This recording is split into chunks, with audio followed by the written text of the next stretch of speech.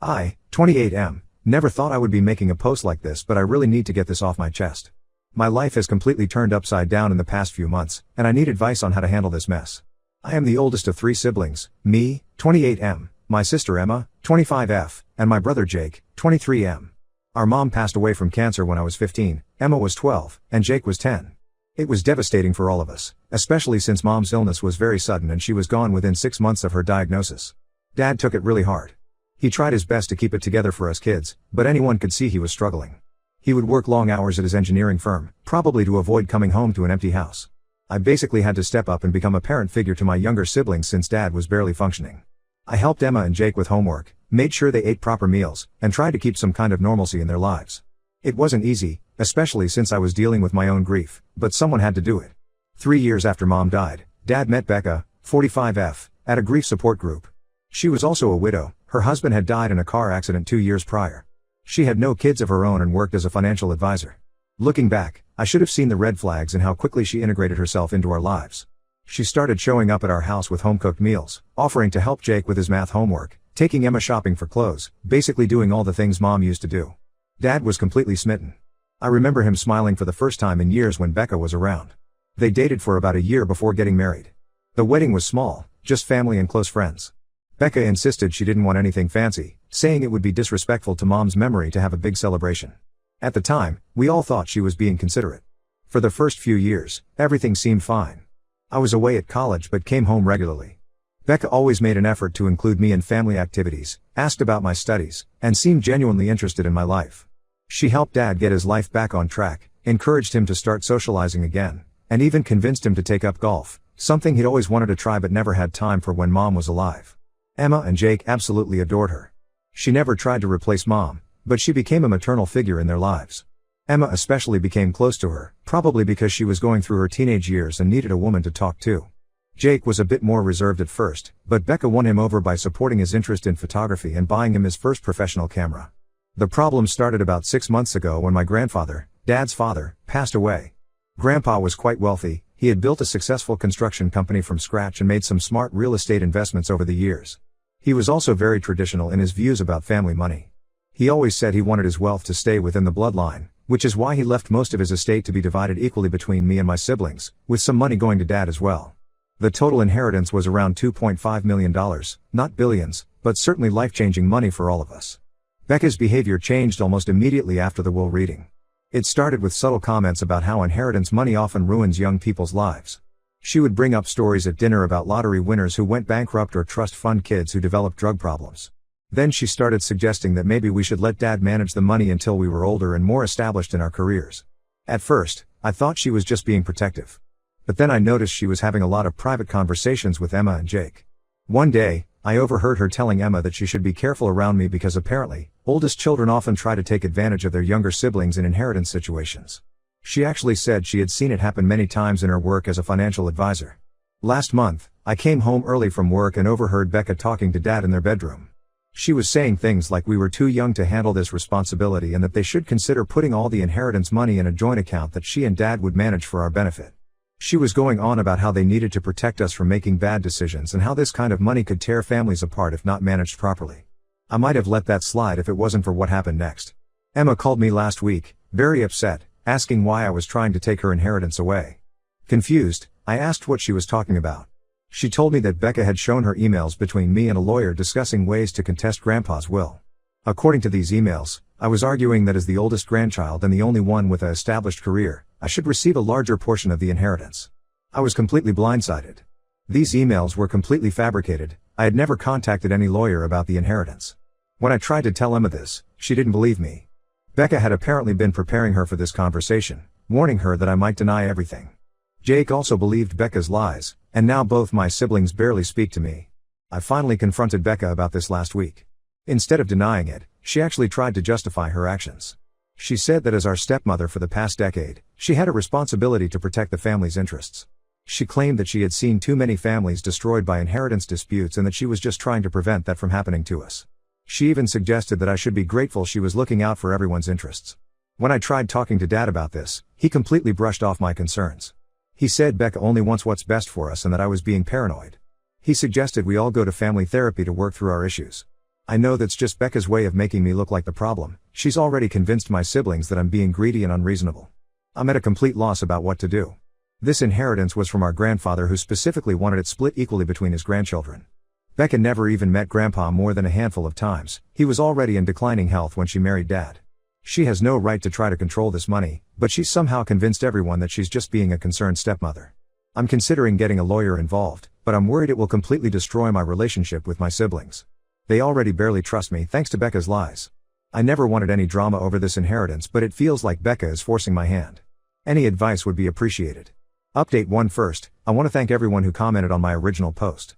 Reading your suggestions about gathering evidence and protecting myself legally really helped me think clearly about this situation. Unfortunately, things have gotten much worse over the past 2 weeks, and I need to share what happened. After reading all your comments suggesting I get proof of Becca's manipulation, I started investigating those emails she showed my siblings. It wasn't easy since neither Emma nor Jake wanted to talk to me. I tried calling them multiple times, but they either ignored my calls or hung up after a few seconds. I finally managed to get through to Jake last Wednesday when I called from a different number. Jake was cold at first, but I managed to convince him to at least hear me out. I explained that I needed to see these emails she showed them, not to defend myself, but to understand what was happening. After almost an hour of talking, he agreed to send me screenshots of the emails Becca had shown them. What I found was both shocking and infuriating. The emails were obviously fake. Not only was the lawyer's email address clearly made up, it was something like topnikattorney@lawfirm.net, but the formatting was all wrong. The letterhead didn't match any real law firm's format, and there were basic grammatical errors that no professional lawyer would make. The emails detailed supposed conversations about contesting the will based on my status as the oldest grandchild and my close relationship with Grandpa. The worst part was how these fake emails included personal details about my siblings that only someone close to the family would know. One email mentioned how Emma had struggled academically after Mom's death, which was true, but not something I would ever use against her, suggesting this made her less capable of managing her inheritance. Another email brought up Jake's brief rebellious phase in high school when he got caught smoking weed, painting him as irresponsible with money. I took all this evidence to Emma first, thinking she would be more reasonable than Jake. I was wrong. When I showed her the inconsistencies in the emails and explained how they were clearly fabricated, she completely lost it. She accused me of trying to manipulate her again and said Becca had already warned them I might try to discredit the emails. According to Becca, I was tech-savvy enough to create fake evidence to cover my tracks. Jake, at least, seemed uncertain after I pointed out the problems with the emails. He admitted that some things didn't add up, but he was torn between believing me and staying loyal to Becca, who he said had been nothing but supportive of him for the past decade. But here's where things took an even darker turn. Yesterday, I received an unexpected call from Uncle Mike, not really my uncle, just Dad's best friend since college. Mike has known our family forever. He was Dad's best man at both his weddings and was like a second father to us after Mom died. He called because he had noticed Becca's strange behavior at Grandpa's funeral and something about it had bothered him enough to do some digging. What he found out made my blood run cold. Becca had been married 3 times before marrying my dad, not once like she had claimed. In each marriage, she had married into wealthy families and managed to get control of significant family assets before things went wrong. In her first marriage, she convinced her husband to add her name to his family's generations-old farm property for estate planning purposes. The farm was sold 6 months later, and she walked away with half the money in the divorce. Mike found this out through his cousin who works in real estate in Becca's hometown. He spent the past week gathering documentation about her previous marriages, and the pattern was clear. She would target wealthy men with family money, particularly those with children, then slowly work to gain control of the assets while driving wedges between family members. I took this information straight to Dad, showing him the proof Mike had gathered. His reaction shocked me to my core. Instead of being angry or even surprised, he defended her. He said everyone deserves second chances and that Becca had changed. When I asked why she had lied about her previous marriages, he suggested that maybe she was too traumatized to talk about them. It was like he was completely brainwashed. Somehow, Becca found out about my conversation with Uncle Mike within hours. She immediately called a family meeting, probably to get ahead of the story. We all gathered in the living room where she put on quite a performance. Through tears, she confessed to her past marriages, spinning a tale about abusive ex-husbands and how she was too ashamed to tell us before. She claimed she had changed her name and hidden her past to protect herself from these supposedly abusive men. Emma and Jake completely bought her story. They hugged her and told her how brave she was for finally opening up. But I noticed she conveniently left out any mention of the financial aspects of these marriages that Mike had uncovered. When I tried to bring this up, Emma actually shouted at me to stop being cruel.